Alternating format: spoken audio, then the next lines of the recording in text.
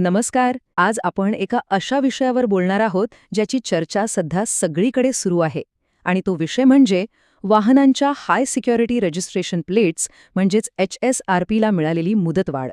आता ही बातमी जुनी वाहनं वापरणाऱ्या प्रत्येकासाठी खऱ्या अर्थाने दिलासा देणारी आहे. चला तर मग वेळ न घालवता थेट मुख्य विषयाला सुरुवात करूया. पण ही मुदतवाढ समजून घेण्याआधी एक साधा प्रश्न पडतो. अनेक वर्षांपूर्वी रस्त्यावर आलेली आपली वाहनं आजच्या काळानुसार जे काही कडक सुरक्षा नियम आहेत त्यांचा खरोखरच पालन करतात का? विचार करण्यासारखी गोष्ट आहे ना? कारण आजकालच्या वाढत्या रहदारीत प्रत्येक वाहनाची अचूक आणि तात्काळ ओळख पटणं अत्यंत गरजेचं झालं आहे. आणि नेमकं याच कारणामुळे या आधुनिक सुरक्षा मानकांची आणि नवीन नियमांची तातडीनं गरज निर्माण झाली. आता मूळ नियम काय सांगतो ते थोडक्यात समजून घेऊया. ज्या वाहनांची नोंदणी 1 एप्रिल 2019च्या आधी झाली आहे त्यांच्यासाठी शासनाने आता अत्यंत सुरक्षित आणि पारदर्शक ओळख देणाऱ्या नंबर प्लेट्स बसवणं पूर्णपणे अनिवार्य केलं आहे. बरं, ही काही बाजारात मिळणारी आपली नेहमीची साधी नंबर प्लेट नाहीये बरं का.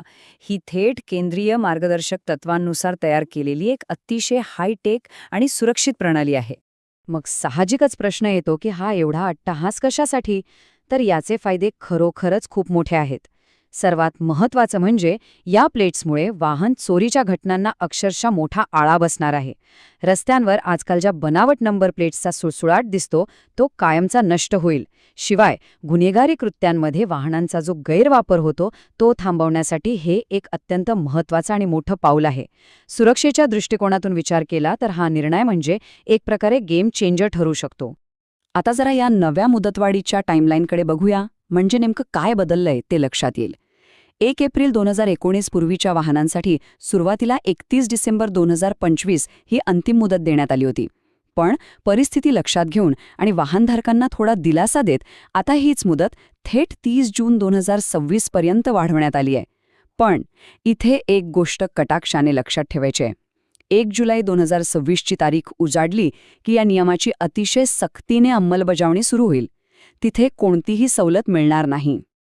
आता ही मुदतवाढ अचानक का दिली गेली याचं उत्तर राज्याचे परिवहन मंत्री प्रताप सरनाईक यांनी नुकतंच दिलंय.